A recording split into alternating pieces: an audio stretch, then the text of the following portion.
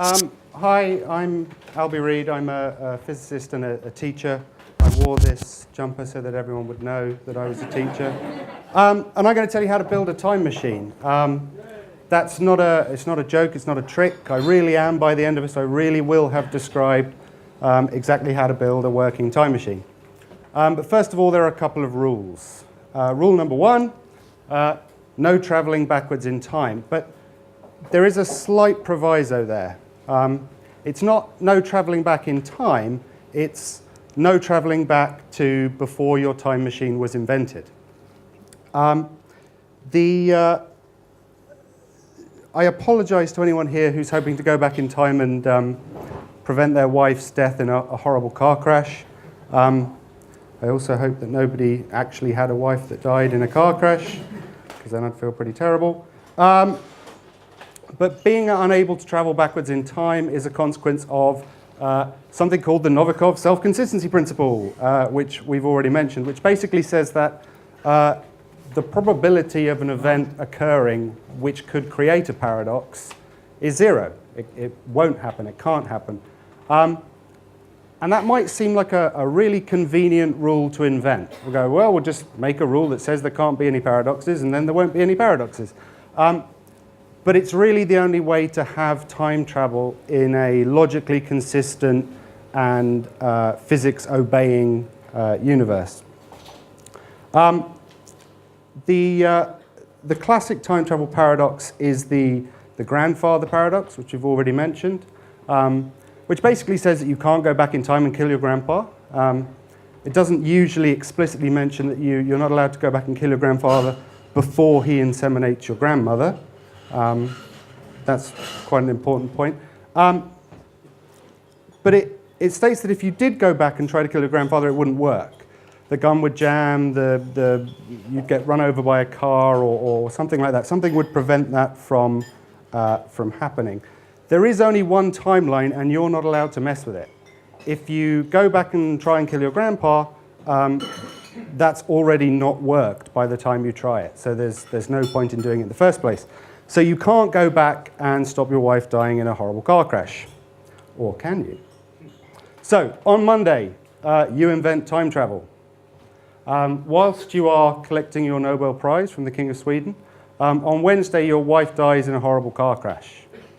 You're upset about this, so on Thursday you head back to Tuesday in order to prevent your wife from dying in said horrible car crash.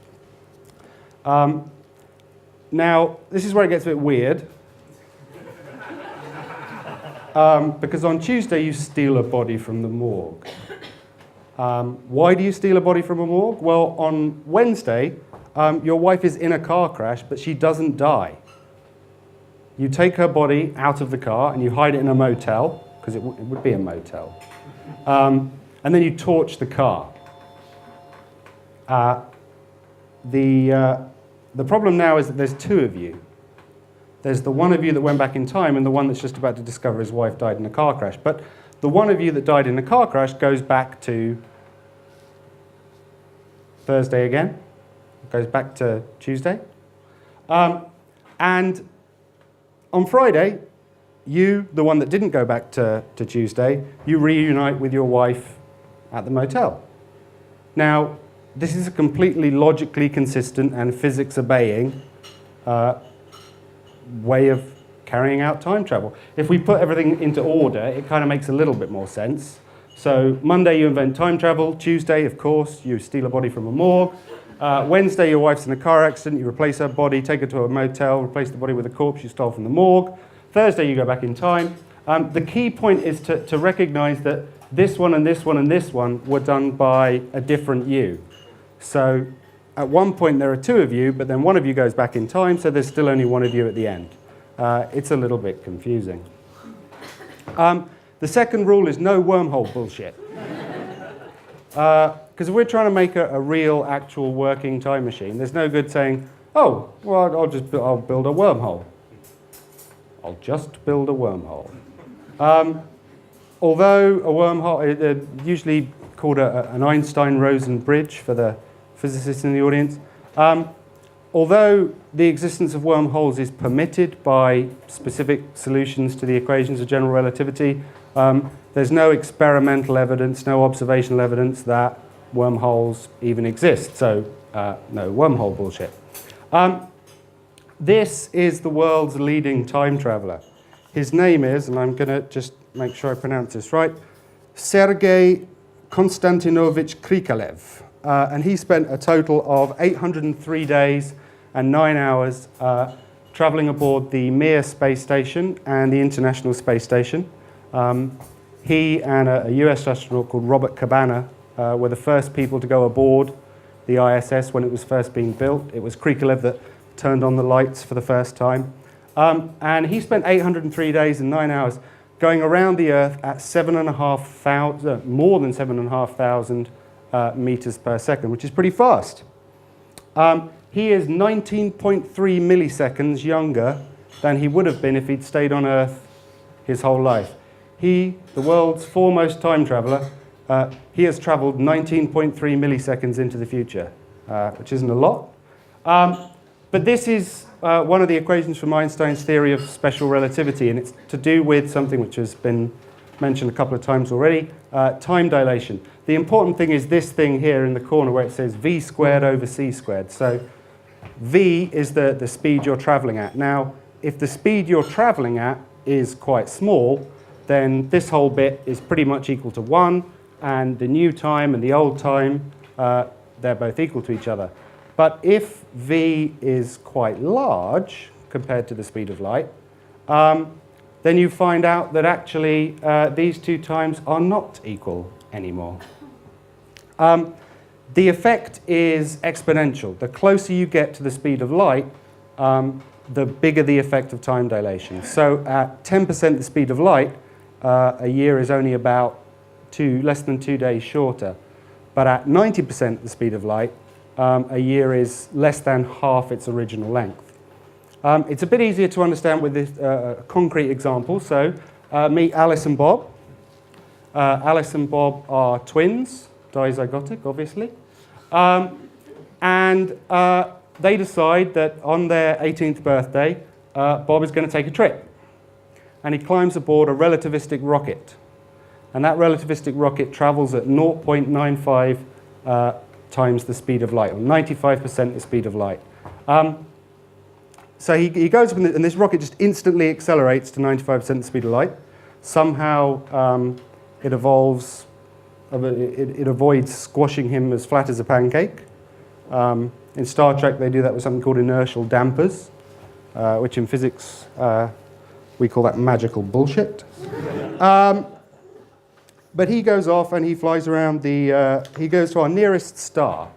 Our nearest star is Proxima Centauri. It's 4.2 light years away. He's going there at 0.95 the speed of light. And he flies out to Proxima Centauri, turns around, and heads back. And he gets back to Earth.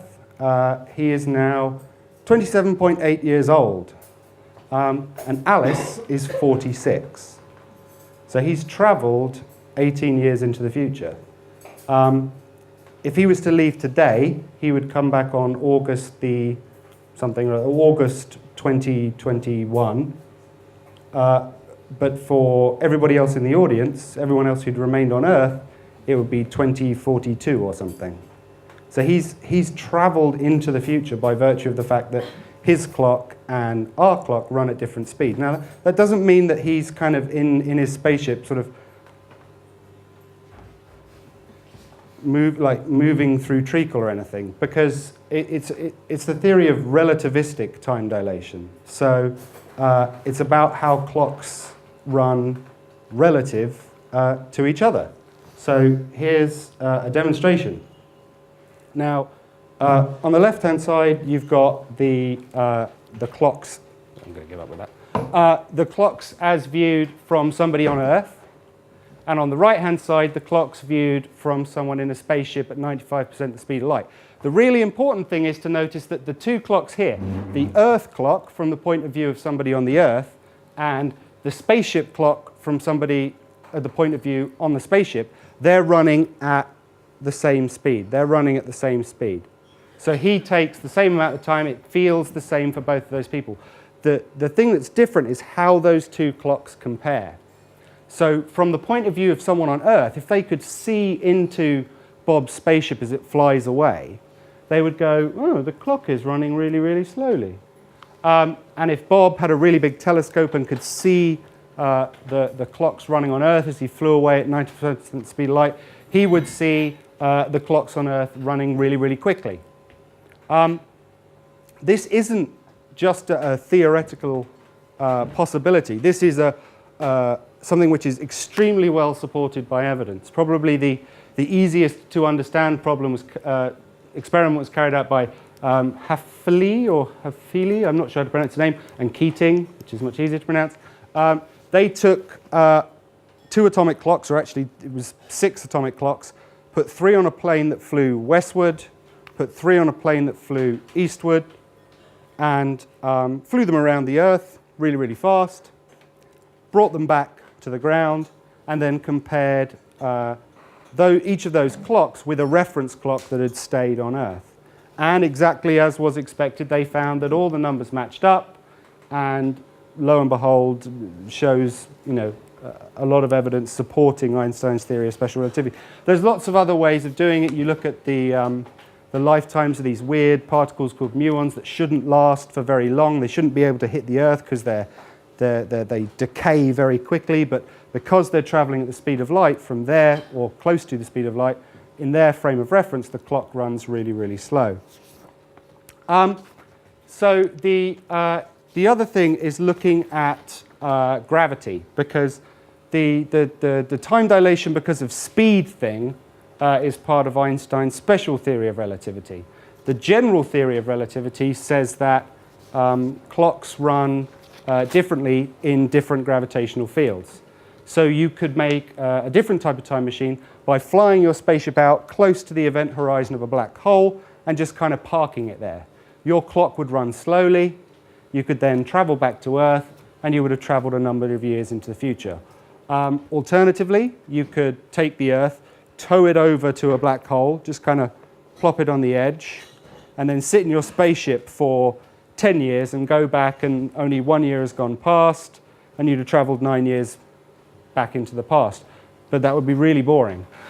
You'd be sitting on a spaceship on your own for 10 years. Not the best solution. The